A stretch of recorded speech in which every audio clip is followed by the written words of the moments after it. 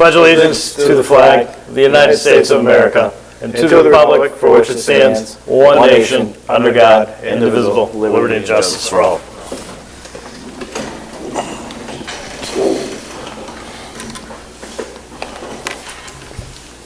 All right, we got a few minutes here before our hearing.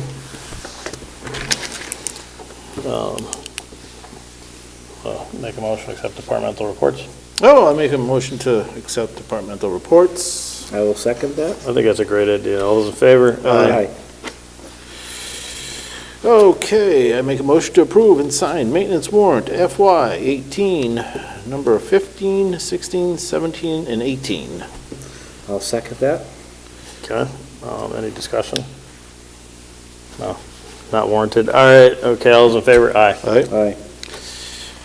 I make a motion to approve and sign common vicular's license. The common vicular license is for Sapowski Farms operating out of 434 East State Street, Granby, Mass. I'll second. All those in favor? Aye. Need to sign. Oh, finally. They get licensed to operate. And the appointment that I have is to appoint Lynn Galusha of South Street to the Granby Agricultural Commission to report for the unexpired term of Pam Chardon, and the term will expire June 30th of 2018. I make a motion to affirm the appointment of Lynn Galusha. I'll second motion. All in favor? Aye. And can I go through the Dufresne My job. rentals real quick? Sure.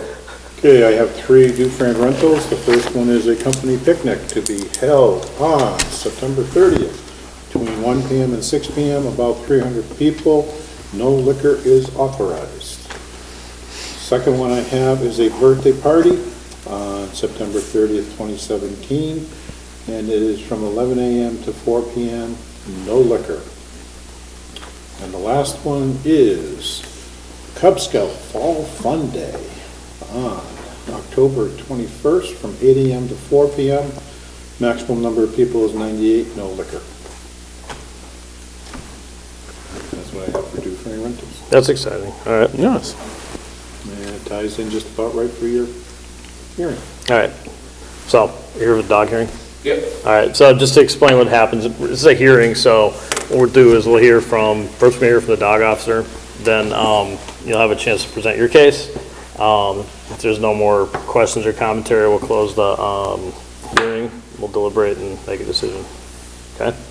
Gord, do you want to come up?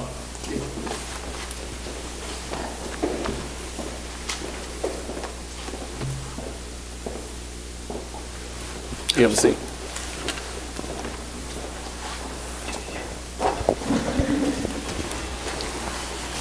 So we received notice that that this man had received a citation and a fine, and he appealed it, so that comes to us, and we need to hear the case.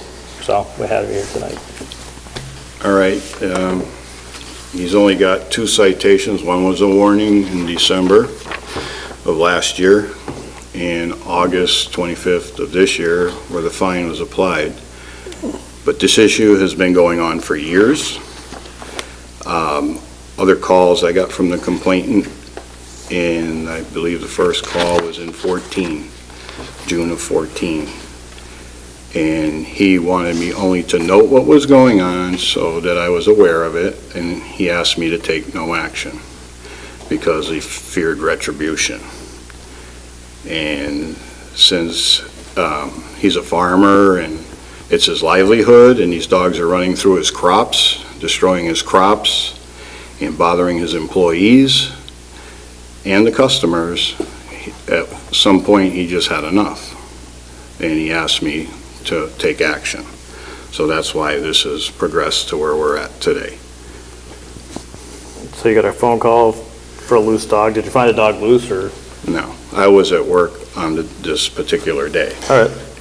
But the night of the citation that I gave him, he told me, "You're wrong, my dogs are licensed," which they were, but they weren't licensed till the day before, on August 24th is the day he licensed them.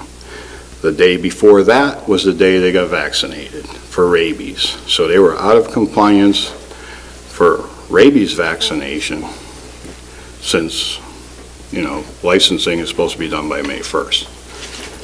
So how was I to know his dogs were licensed on August 25th if he just did it on the 24th? I have the licensing book at home, I have the updates, but obviously he wouldn't be in it one day later. Okay. So for all that's transpired over the years, for $25, I mean, he should consider himself lucky. Okay. As Mr. Koskeski, as a farmer, can stop this at his discretion using any means he needs because it's his livelihood. Yeah. So I would hate to see it escalate to a point where a dog gets injured because of negligence of an owner. So that's, he asked me not in the past not to do anything, so I granted his wish. But once he got fed up, I got to do what I got to do. Okay. Okay, thanks. You can step down. Is it Scott Parsons? Yep. All right, come on up, Scott. So you've appealed the citation, so Correct. you can tell us your side of things. The dogs were not outside on the 25th at 3 o'clock. The citation was issued to me at 7:58 PM. This thing was filled out when I got it. There was no dogs on his property.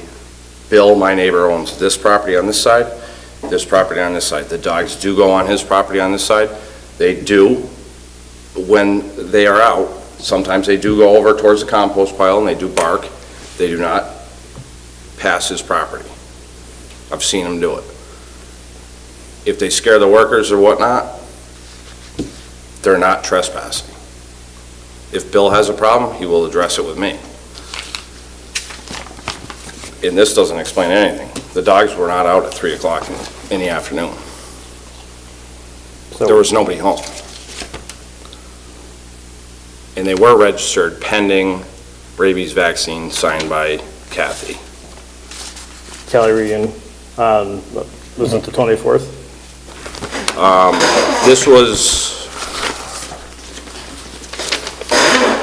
This one's not dated. Once I receive proof of the current rabies vaccine, I will mail you their tags. But I know for a fact they were not out on the 25th at 3 o'clock in the afternoon. All right.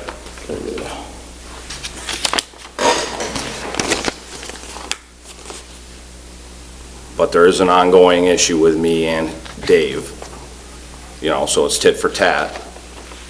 And I did call the police and have them come down, which is regardless of this. There was boulders thrown in my yard. It's got nothing to do with it, but it's, tit for tat situation. Maybe he had a bad day, I don't know. So were they actually licensed on that day? Yes, And Kathy can verify it. they're right here.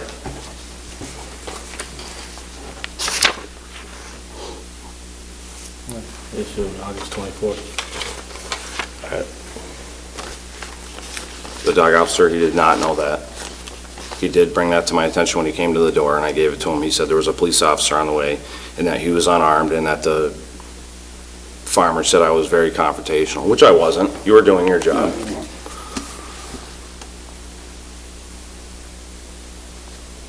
Do you normally let them out? We let them out, but they're in when the you're backyard. around? We have collars on them, so they Okay. can't, they're, So can't- I know dogs can escape. My friend's dogs escape. Yeah. They're, yeah. put They the have in the collars on. past. They have in Yeah. the past, Okay. but we've made it a point not to let them go past that point. And I had asked Bill if it was a problem if they went over there, and there was no problem. but we'd need to know that from Bill himself.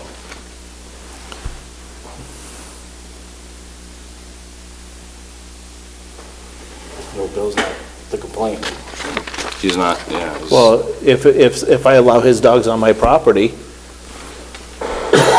you don't know that. That, but Bill's not the complaint though, so. Okay.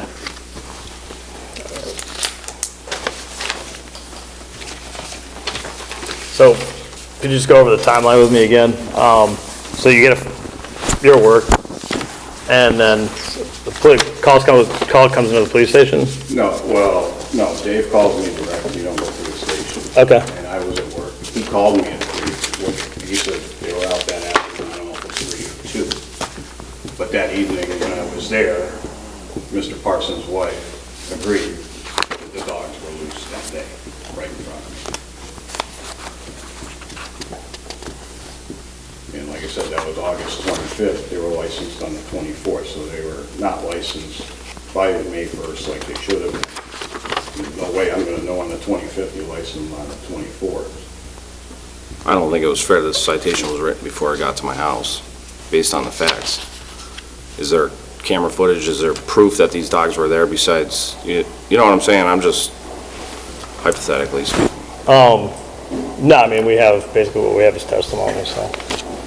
In the past, I've had employees confirm, you know, other workers there confirm that they were there. And like I said, the night of the 25th, Mrs. Parsons told Scott that they were loose that afternoon and retrieved them. Okay. Not that afternoon. Because they weren't out at 3. Nobody was home at 3. Not that this has anything to do with this citation, but dogs out of compliance for rabies is a state law of an automatic $100 fine per dog. I can't enforce that because I'm doing bylaws, but just so you know, if we ever catch up to the times, it's going to be a lot more expensive. Okay, anything else? That's all I got. All right, thank you. Okay. Deliberate. All right, we'll close the hearing. And I believe what Mr. Parsons is requesting is that the fine be abated. Is that true? Correct. Okay, so that's what he's looking to do, to have the $25 fine abated. So is a fine for their unlicensed or the fine because they're off their property? What he has checked on here is for restraint. So it's not the license. It's not the licensing, it has to do with restraint. Them not being on their I property. think he has restraint cross Xed off on it. Under licensed, unlicensed dog is an underlying restraint. See, there's no note, so it's not really. Just when I look at the top copy we have here, I have a copy of one here. Me too. Okay. And it has restraint is Xed, and then the fine is $25. So what are we basing the proof that they're not restrained? What you just heard. I know, but we have I believe our dog officer is saying the testimony of a resident is saying they were of, restrained. number one, of The wife, property owner. In the past, employees of said property owner, and supposedly the wife, Mrs. Parsons. That's prior, yeah, that's prior to this issue. So, that's all we have. We don't have any video, we don't have anything outside of our dog officer talking to the complainant and his employees.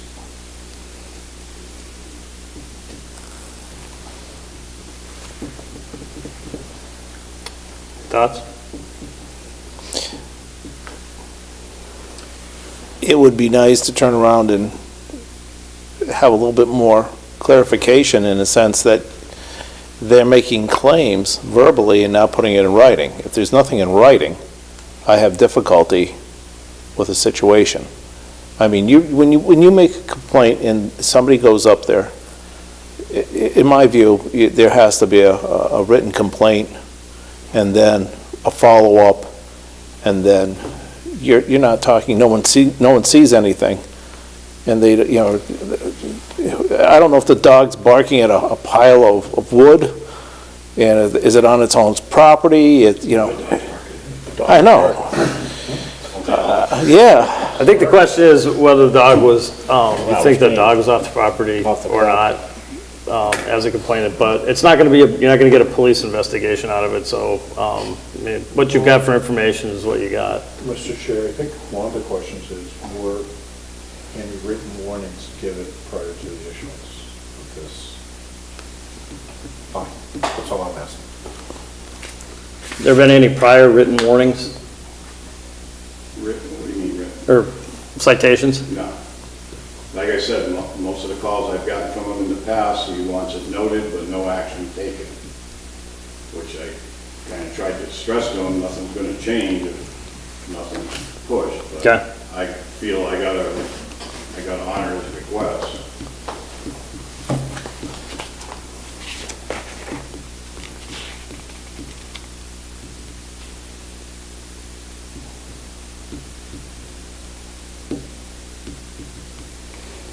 I just have the problem of,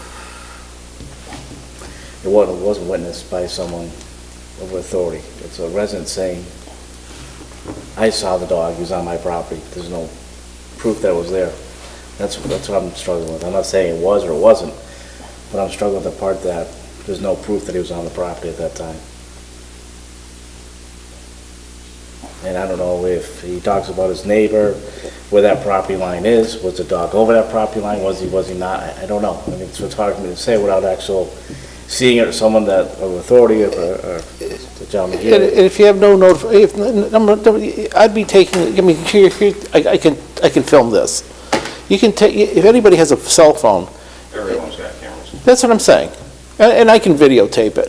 If there is really something that blatant and that serious, where the dog is like attacking. I've called the Granby police before, many years ago back, when I was up in Taylor Street. I called immediately, and there's two dogs trying to attack a couple people. And they came up and settled the whole situation, and one of the dogs actually got taken away. But that was, you have to put in the complaint, you have to turn around and note it, you have to turn around and have the people here that are actually making the complaint, and they can actually input the certain circumstances that they've witnessed and they've encountered. There's nothing here, in a sense. Okay, well, somebody want to make a motion? Well, what are we going to decide? We're going to make a motion, we can't decide, you have to, The request in front of you is to abate the $25. Wow, I'll make a motion, we abate the $25 fine. I second it. all right, any more discussion? All those in favor? Aye. Those opposed? Okay, so it's been abated. We will notify the town clerk that the board of selectmen abated. So I don't have to, there's no more action on that, right? No, sir. If you want, I can CC you on the letter also. Yeah, that'd be great. Okay. Your address is, 29 Amherst Street. is it on there? 29 Amherst? Yes. Okay. We will CC you on the letter to the town clerk. All right, appreciate it. Okay. All set. You're all set? Thank you, Thank you, sir. gentlemen. You're welcome. All right, Before we go into executive session and approving the minutes, I have a couple more things to go over with you. While I was away last week, the bid for road salt and road salt treated with magnesium chloride were issued and received. For Granby, the primary vendor for regular road salt thanks, Gordon. is Cargill at $57.25 a ton, and then the secondary vendor is Appalachia at $57.75 a ton. The reason we issue two vendors is so that over the course of a winter, we will not run out of salt. In the past, on the heavy seasons, Yep. it got to the point where you were running and scrambling to get salt. We would loan salt out of our shed to the state would loan it out of theirs to us. I remember that a few years ago, yep. And it becomes a scramble, and you're trying to beat out all your surrounding communities to get your deliveries in before they do.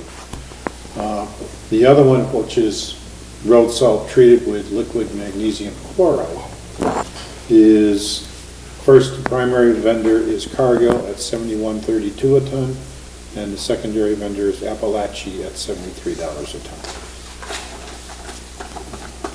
And I just need a motion to accept the bids. Oh, okay. Sounds good. I make a motion to accept the bids for road salt Road salt and treated road salt. and treated road salt. I'll second the motion. All's in favor? Aye. And last week when I was away and had nothing better to do, I decided to put together the encumbrance letter for FY17. These are for expenses that were attributed to FY17 that were not or will not be expended until FY18. Mainly that is for payrolls, school payrolls over the course of the summer.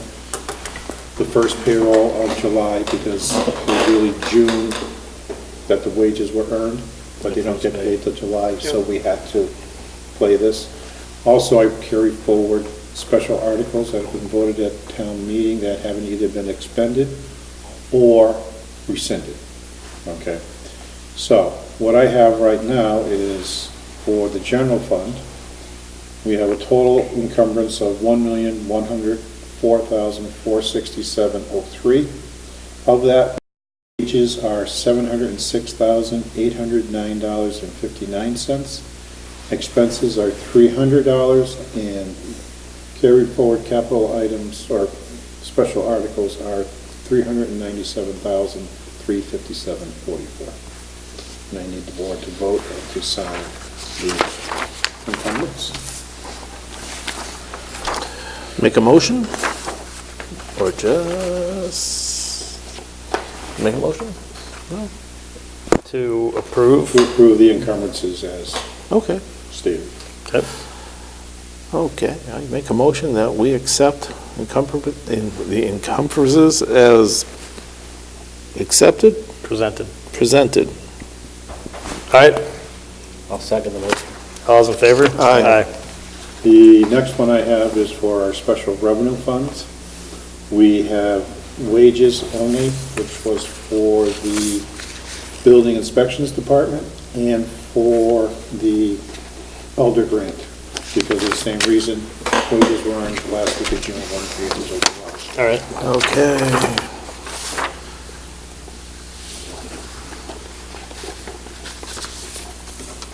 I make a motion that we accept the account to encumber the special revenue fund. Second? I'll second the motion. all's in favor? Aye.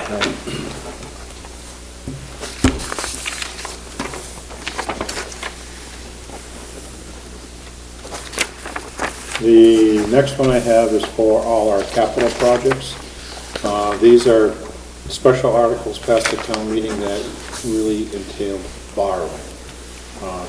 But the OR likes us to put them into a special capital project fund instead of intermingling them with general funds. So the total of these are $10,041,767.36, with the biggest one being the elementary school at $9 million being delivered for. Oh. With a planned, completion date of September of 2018. Make a motion to accept the capital project funds and the sewer enterprise fund. I'll second the motion. All in favor? I'm supposed to say that. I know, but what the hell? Wait, all those in favor? You make the motions, I'll call the vote. Okay. Then the How it next- works. The next one I have is for the sewer enterprise fund. It's $150, which is basically just wages for that last week of June. Did I just do that one? Yeah, you just sign that. Yeah, okay. Is there a motion? Yeah, there was. Already, I did that one. No, you did capital project. I did sewer fund. Oh, we're gonna play this one back. So you're gonna, Make a motion. I'll make a motion to accept the sewer enterprise fund. I'll second the motion. all those in favor? Aye. And the last one we have is for the ambulance fund. We have wages of $28,206.57. Feeling a little expenses of encumbered myself. $1,000, and capital projects of $8,367.93. for a total of $37,574.50.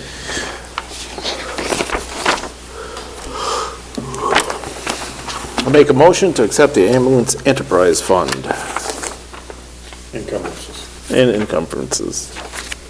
I'll second the motion. How's in favor? Aye. Did we have minutes in there? Because I didn't Yes, get a chance to see them. there's minutes.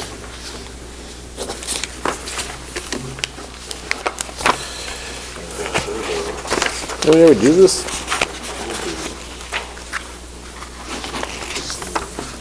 Make a motion to accept the minutes, September 5th, 2017. I'll second the motion. I'll take it on faith. All those in favor? Aye.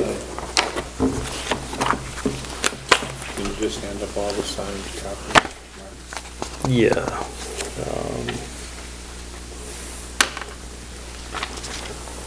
We don't have any more signed copies on here. Nope. All right.